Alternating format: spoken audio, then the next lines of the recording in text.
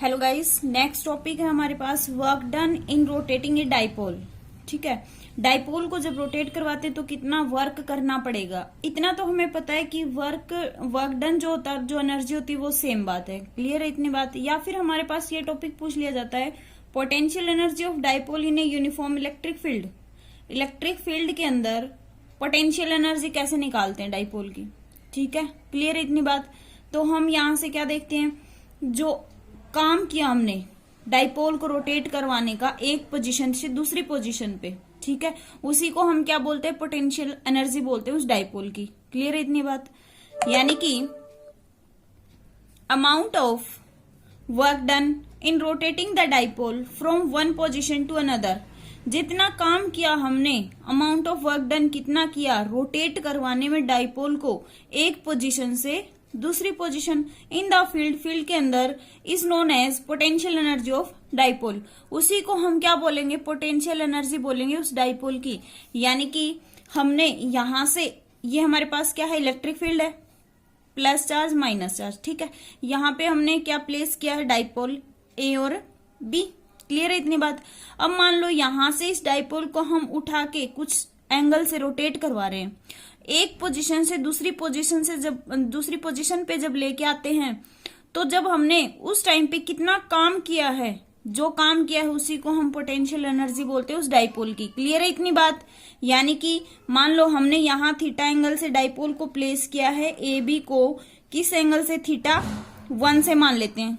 ठीक है, अब क्या हुआ, हमने ए बी को उठा के रोटेट करवा दिया यहां कहीं। ठीक है, प्लेस करवाया इधर, इसके अंदर प्लेस करवा दिया, किस एंगल से, ये मान लो हमारे पास क्या है, थीटा 2।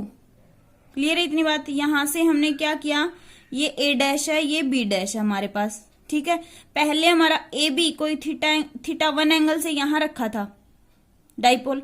अब हमने क्या किया, इसको थोड़ा सा रोटेट करवा दिया, किस एंगल से, थीटा 2 से। क्लियर है इतनी बात। हमारे पास थीटा 2 एंगल निकल के आया रोटेट करवाने के बाद। अब ये देखते हैं, ये वाला जो डिस्प्लेस हुआ, कितना एंगल डिस्प्लेस हुआ, उसको हम डी थीटा मान लेते हैं कि हमने कितना एंगल डिस्प्लेस किया, डी थीटा।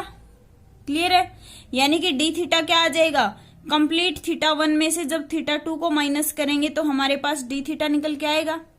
ठीक है, अब देखते हैं जो डी डब्ल्यू है, let D W be the small amount of work done. जैसे डब्ल्यू हमारे पास वर्क डन है, वैसे ही जब हम डी डब्ल्यू में लेते हैं तो वो क्या, हम स्मॉल वर्क डन कर रहे हैं रोटेट करवाने में डाइपोल को through D theta. D theta जब हम एंगल क्या कर रहे हैं, चेंज कर रहे हैं, रोटेट कर रहे हैं, इतना हमने उठा के एक पोजीशन से दूसरी पोजीशन पे रखा। यानी कि ए बी से ए डैश बी डैश पे हम लेके गए, तो हमने डी थीटा एंगल रोटेट करवाया। उस टाइम पे जो वर्क डन हुआ वो हमने किया डी डब्ल्यू।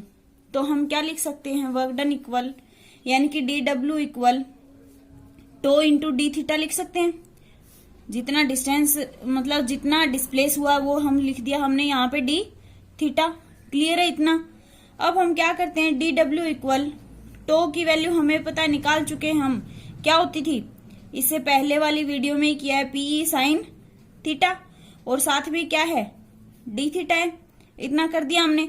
अब हम मान लो कंप्लीट के लिए निकाल रहे हैं, ये तो हमने स्मॉल वर्क डन निकाला है। अब हम क्या कर रहे हैं, कंप्लीट थीटा के लिए काम कर रहे हैं, तो वर्क डन कितना हो जाएगा, डब्ल्यू हो जाएगा। और वो कंप्लीट वर्क डन किससे निकालते हैं हम, इंटीग्रेट करके दोनों साइड। तो क्या लिखेंगे, इंटीग्रेटिंग ऑन बोथ साइड। दोनों साइड जब इंटीग्रेट कर देंगे तो हमारे पास कंप्लीट वर्क डन आ जाएगा। तो क्या होगा, D W equal integration PE sine theta D theta. कर सकते हैं इतना। क्लियर है बात। अब देखिए यहां पे हम जब लिमिट पुट करते हैं तो क्या होता है, लोअर और अपर ऐसे लिमिट पुट करते हैं। तो डी डब्ल्यू वर्क डन, मान लो कम से कम कहां से शुरू किया होगा हमने काम करना, 0 से शुरू किया होगा, तो लोअर लिमिट क्या हो जाएगी, 0। और कहां तक गए होंगे, डब्ल्यू तक गए होंगे। ठीक है, ऐसे ही सेम थीटा को कहां से कहां रोटेट करवा रहे हैं, कंप्लीट जो एंगल था हमारा थीटा 1 था, और उससे हमने कहां तक चेंज किया है, थीटा 2 तक चेंज किया है, थीटा 1 और थीटा 2। तो क्या हो जाएगी लिमिट थीटा 1 से थीटा 2। क्लियर है इतनी बात। अब यहां से डी डब्ल्यू का इंटीग्रेशन क्या होता है, W होता है, और लिमिट पुट कर देंगे 0 से W। यहाँ पे हमारे पास P और E क्या है, कांस्टेंट है, इनको बाहर लिख देंगे। इंटीग्रेशन किसका होगा, साइन थीटा डी थीटा का। साइन थीटा का इंटीग्रेशन होता है हमारे पास क्या, माइनस कोस थीटा। ये सब आप मैथ में आपके फॉर्मूला वहां से आप इनको याद करेंगे, पढ़ेंगे। तो साइन थीटा का इंटीग्रेशन हमारे पास होता है कोस थीटा। क्लियर है। और लिमिट क्या है हमारे पास, थीटा 1 से थीटा 2। ठीक है। अब मान लो हम यहां से upper minus lower limit put करते हैं, upper limit minus lower limit put कर दी। PE minus cos theta, theta की जगह अब पहले अपर लिमिट थीटा 2, फिर माइनस कोस थीटा की जगह थीटा 1। लिमिट पुट करेंगे, क्या आएगा, माइनस कोस थीटा 2, और माइनस ये है और माइनस फॉर्मूला में आता है minus minus plus cos theta 1। Clear है इतनी बात। यानी कि माइनस कोस और थीटा 1 के लिए माइनस आता है, तो माइनस माइनस क्या हो जाएगा, प्लस कोस थीटा 1। यहां से क्या वैल्यू आएगी हमारे पास, W माइनस 0 क्या होगा, W इक्वल क्या हो जाएगा, PE। इसको माइनस को बाहर ले लेते हैं, माइनस PE क्या बच जाएगा, माइनस जब यहां से लेंगे तो क्या होगा, कोस थीटा 2, और यहां से भी माइनस बाहर ले लेंगे तो माइनस कोस थीटा 1। यानी कि cos theta 2 minus cos theta 1, ये वैल्यू आ गई हमारे पास। चाहे यहीं से माइनस को बाहर ले लेते हैं हम, cos theta 2 minus cos theta 1 हो जाता। क्लियर है इतनी बात। ठीक है। तो अब हमारे पास कुछ स्पेशल केस आएंगे। ये क्या आ गया हमारे पास, वर्क डन निकल के आ गया, या फिर हम बोल सकते हैं हमारे पास पोटेंशियल एनर्जी आ गई डाइपोल के लिए, किसमें, यूनिफॉर्म इलेक्ट्रिक फील्ड के अंदर। ठीक है। अब हमारे पास कुछ स्पेशल केस हैं। स्पेशल केस है क्या, देखिए स्पेशल केस। सबसे पहले हम ये मानते हैं जो हमारे पास थीटा 1 है वो तो हम उसको तो हम परपेंडिकुलर ले रहे हैं, यानी कि जो डाइपोल हमने प्लेस किया है वो किस हिसाब से प्लेस किया है, परपेंडिकुलर रखा हमने। वो थीटा जो थीटा 1 से प्लेस किया हमने डाइपोल, उसको थीटा 1 की वैल्यू हमारे पास 90, और जो थीटा 2 था उसको हमने थीटा मान लिया। ठीक है। क्या केस बनता है हमारे पास, theta 1 equal, if theta 1 equal 90, यानी कि हमने परपेंडिकुलर डाइपोल को प्लेस किया है, और जो थीटा 2 है वो हमारे पास थीटा है। क्लियर है इतनी बात। तो इसके अंदर हम पुट करेंगे ये वैल्यू, क्या आएगा, W equal minus PE, cos theta 2 की वैल्यू कितनी है, थीटा है, माइनस कोस 90। थीटा 1 की जगह क्या रख दिया हमने, 90 रख दिया। तो यहां से W की वैल्यू क्या आएगी, माइनस PE कोस थीटा। क्यों, कोस 90 क्या होता है, 0 होता है, ये तो 0 हो जाएगा, यहां से आ जाएगा माइनस PE कोस थीटा। ये क्या आ गया, वर्क डन। या फिर हम अगर कोस थीटा को हटाएंगे यहां से, हमने अभी बात की थी इससे पहले वाले में भी, अगर साइन होता है तो क्या लेते हैं, क्रॉस प्रोडक्ट लेते हैं, कोस है तो क्या लेंगे हम, डॉट प्रोडक्ट। तो यहां से वर्क डन, या फिर बोल सकते हैं हम पोटेंशियल एनर्जी किससे डिनोट करते हैं, यू से। तो यू इक्वल क्या हो जाएगा, minus P dot E। Clear है इतनी बात।